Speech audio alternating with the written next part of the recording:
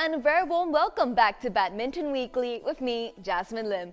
The week is finally here and the very much awaited season finale is just a couple of days away. And as we know, only the best of the best from the year will fight it out in Hangzhou for the prestigious BWF HSBC World Tour Finals trophy. And in today's episode, we're of course going to do one thing, and that's look ahead to the year-end tournament. We'll have BWF commentator Steen Pedersen joining us shortly, but for now, I'm very excited to welcome back the recently retired Danish player Hans-Kristian Vittinghus. Welcome back to the show, Hans. Thank you so much for having me again, Jasmine. Now, plenty to discuss, of course, but before we get into anything, let's first talk about the huge prize money. The finals will feature an unprecedented prize pool of $2.5 million, solidifying its status as the most lucrative tournament in the world of badminton. Your compatriot Anders Antonsen has said that it's a motivating factor for him and he'll do his absolute best to claim the big prize. But what are your thoughts on this? Yeah, I'm sure it will add a bit of motivation. I don't think they needed any more motivation, but it will still add an extra layer, and I think it's just amazing for the players and everyone in the badminton community to see that the prize money pool is still increasing all the time, and it makes me a little bit envy it as well, because I made the finals in 14 and it wasn't the same prize pool back then, so it would have been nice if it would had happened a little bit earlier, but I'm sure every single player is gonna take some motivation from it, definitely. Prize money aside, the finals are of course the climax of 2023.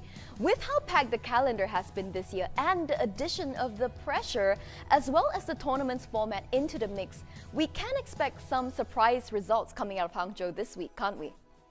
Yeah, the format is a huge part of this tournament, because you always know that it's very important each game you can win, not only the matches but each game. So even if you lose in the first round, if you have the toughest draw, you have to play the number one seed, it's vital that you at least get one game off that opponent, because every time you lose a match in this group stage, it can matter in the end if you qualify for the semi-final stages if you lost in 2 games or 3 games. So it is something you take into account, no doubt about it, and we've seen many times in the past that it comes down to the final group stage day and you're counting games or even points actually on who's going to qualify for the semi-finals. And again, there's so many points at stake, so I can guarantee you that both the players and also the coaches, they will be counting in all the points every time to see, okay, what is needed on this particular day from us to be able to qualify for the semifinals. They all know it's the final tournament, it's the final one you have to push it through. So it's also one of these events where maybe you will be able to deal with a little bit more pain than you would in just a more regular tournament. Now, let's take a deeper look at the men's singles category. The top 8 sees 3 previous champions and 2 runner-ups, but many have Viktor Axelsen down as the favorite to win his 5th World Tour title come Sunday. Hans, is that how you see things going as well? Well, I see the men's singles category split into 2, actually. I think we have a pretty clear favorite in Viktor Axelsen. He's won the World Tour finals 4 times. I know he's coming off a foot injury, but he showed in Japan just recently that even when he's not at 100% back into his best fitness, he's still able to win a big tournament. I don't think he's lost to any other player from the current group of the World Tour finals, apart from Kullebud over the past 2 or 3 years actually. So he will go into this tournament really believing that he has a good chance of making it 5 titles. Over in the women's singles discipline, Akane Yamaguchi's injury has paved the way for Kim Ga-eun to step in as her replacement. Despite coming off a strong November, do you see the Korean continuing her good form, or do you think she might be a little out of her depth here? I think it's going to be very hard for her to make it to the final. I have 2 players that I think are clear favorites, An Se-young and Chen Yufei. They are a little bit apart from the rest. Then you have Tai Su-ying maybe a little bit in between. So for Kim, I think it's quite important what the draw is going to look like who she's going to be drawn in a group with. But you never know, of course, but I have Chen Yufei as clear favorite in my eyes.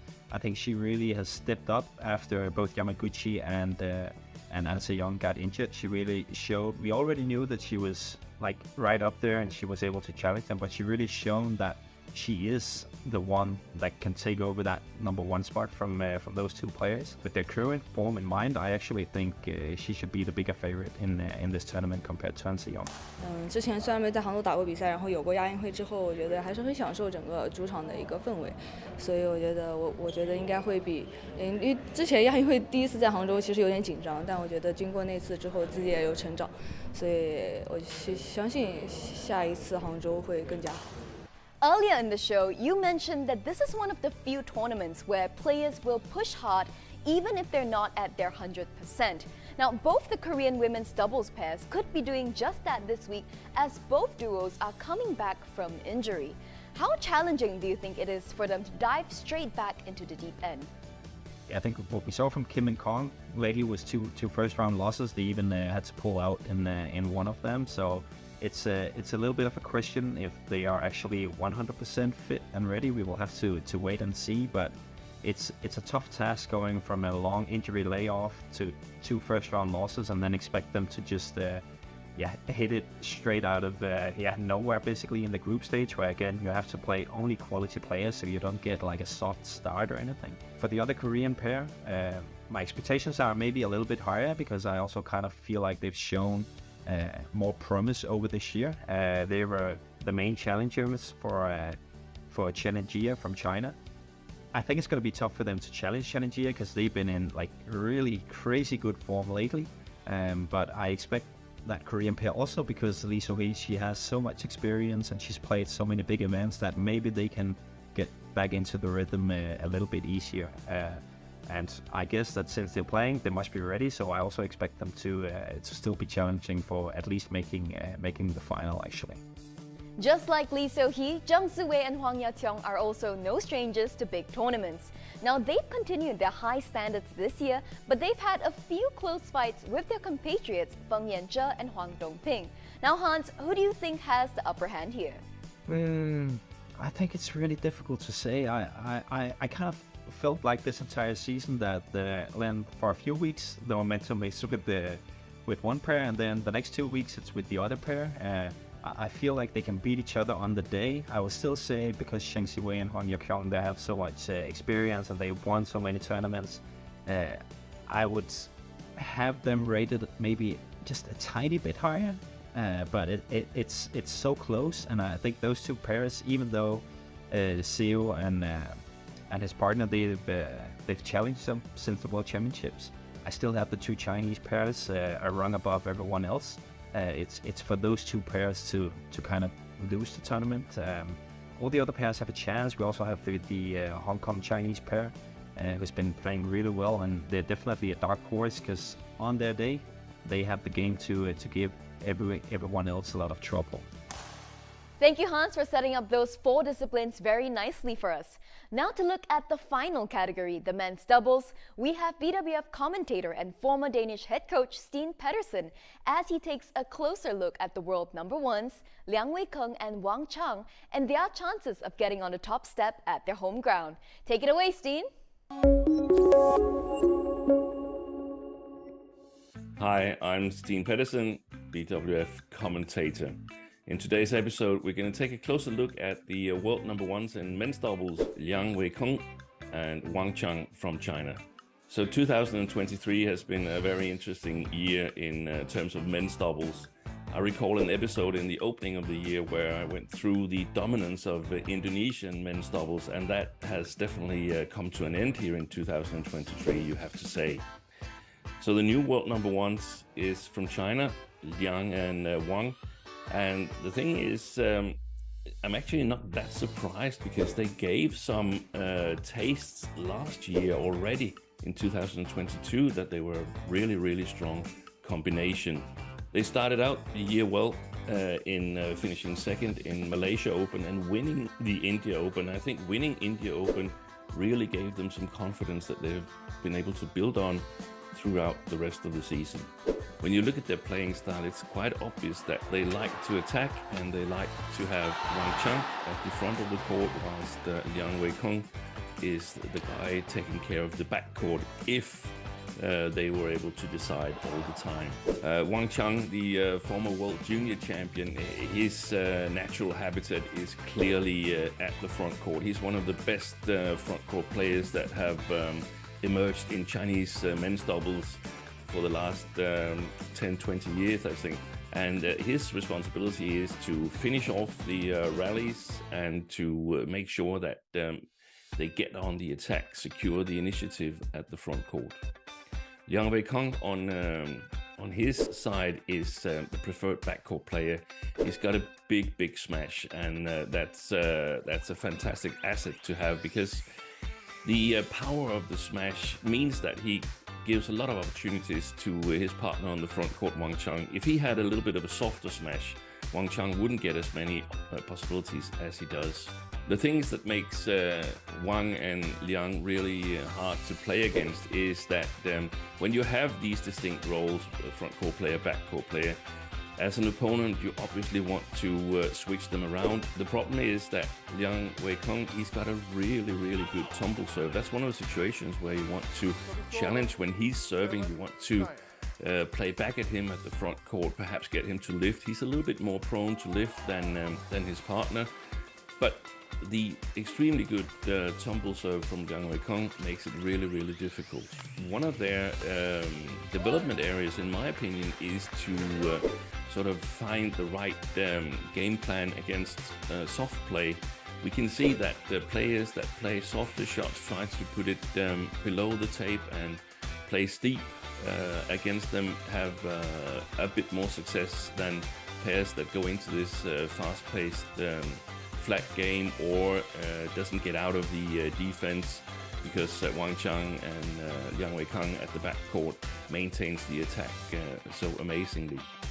Two of the pairs that have been able to challenge Liang and Wang is Rankireddy and Shetty, the former world number ones, with their clever play in the phase where they battle for the attack. They've been able to reduce the pace of some of the shots and get the Chinese pair to lift. It's not done by getting them to lift, because they have a reasonably good defense, and you have to play clever attack yourself to exploit it and open up their defense. A pair that, a little bit surprisingly to me, has beaten the Chinese twice is the Danish newcomers Sogard and Kjær, but they've used the same strategy, playing soft shots, not going into the fast-paced flat game unless they have the upper hand. So I think reducing the pace, playing soft shots, playing tactically clever, that's the possibility at the moment when you're playing the world number ones. With the HSBC BWF World Tour finals coming up, it's interesting, of course, to try and predict how Liang and Wang will fare at the men's doubles tournament.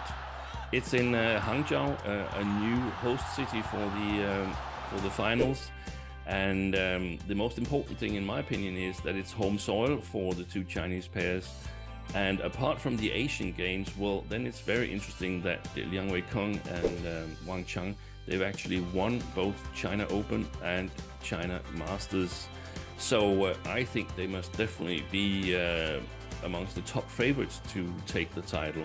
Well, it's not only the men's doubles discipline that looks interesting at the HSBC BWF World Tour finals.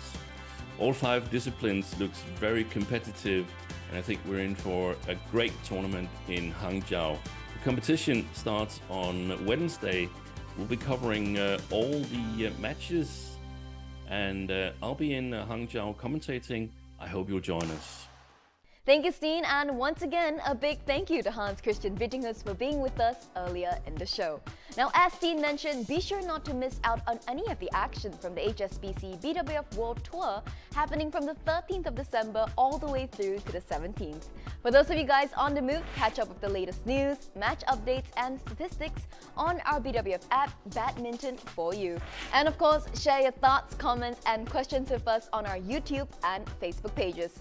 We'll be recapping all the highs and lows of the finals next week on site from Hangzhou, so mark your calendars for that. But in the meantime, take care, stay safe, and see you soon.